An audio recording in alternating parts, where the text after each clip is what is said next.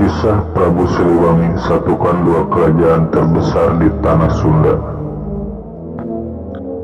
Kerajaan Pajajaran merupakan penyatuan dua kerajaan besar di Sunda kala itu. Dua kerajaan yakni Kerajaan Sunda dan Galuh disatukan oleh Prabu Siliwangi.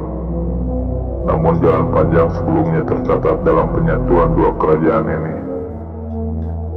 Sejarah mencatat bahwa sebelum menjadi Kerajaan Pajajaran, kerajaan ini berpisah dan bergabung dalam kurun waktu tertentu. Sesuai perhitungan Kerajaan Sunda dan Kerajaan Galuh telah 3 kali disatukan. Sebagaimana dikutip dari buku hitam putih Kerajaan Pajajaran, dari kejayaan hingga keruntuhan Kerajaan Pajajaran, tulisan Peri Taufik L.J. Quinn. Penyatuan Kerajaan Galuh dan Sunda pertama kali terjadi pada 723 Masehi oleh Raja Sanjaya. Pada tahun 759 Masehi, kedua kerajaan ini kembali terpecah. Raja Banga Sang Hyang Banga memerdekakan kembali Kerajaan Sunda dari kekuasaan Galuh. Kedua Rakerian Wuwus menjadi Raja Sunda bergelar Prabu Gajah Kulon.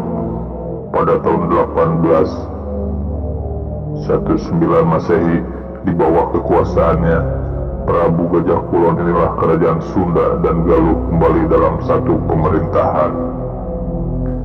Tetapi pada tahun 1382 Masehi, saat Wastu Kencana menjabat sebagai raja, memiliki kehendak membagi kekuasaan kepada kedua putranya.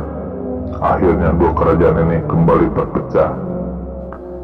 Namun naik tahtanya Sri Baduga Maharaja atau yang dikenal dengan Prabu Siliwangi pada tahun 1482 Masehi ini menjadi raja di tanah Sunda, membuat dua kerajaan ini mampu bersatu kembali.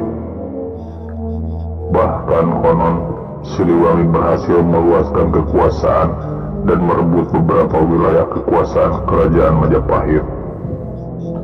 Daerah seperti Lampung yang sebelumnya menjadi bagian dari Kerajaan Majapahit berhasil direbut.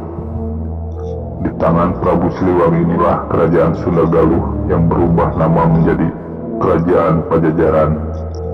Saat berdiri Kerajaan Pajajaran ini tak terpaku pada etnis suku Sunda saja. Hal ini berbeda saat masa dua kerajaan, yakni Kerajaan Galuh dan Sunda, yang menjadi cikal bakal berdirinya Kerajaan Pajajaran. Namun konon nama Kerajaan Pajajaran sebelum abad 15 Masehi tidak pernah tercatat dalam sumber sejarah manapun.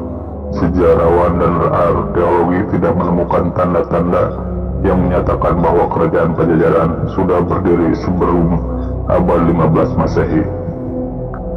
Sedangkan pada sumber Pararaton dan Nagara Kertagama menyebutkan bahwa pada abad ke-14 Masehi ke bawah telah berdiri kerajaan yang bernama Kerajaan Sunda, bukan Pajajaran yang ada di Jawa bagian barat. Keberadaan Kerajaan Sunda ini juga tercatat di sebuah prasasti yang ditemukan. Ada dua prasasti, yakni Prasasti Cibadak dan Prasasti Kawali, yang menyatakan berdirinya Kerajaan Sunda. Baru pada abad 16 Masehi dan seterusnya baru ditemukan dalam prasasti dan naskah-naskah klasik seperti Carita Parahyangan yang disusun pada tahun 1580 Masehi bahwa nama Pajajaran disebutkan. Nama Pajajaran kian terkenal setelah ditemukan pantun-pantun Sunda serta babad-babad yang tertulis pada saat Kerajaan Pajajaran sudah tidak ada.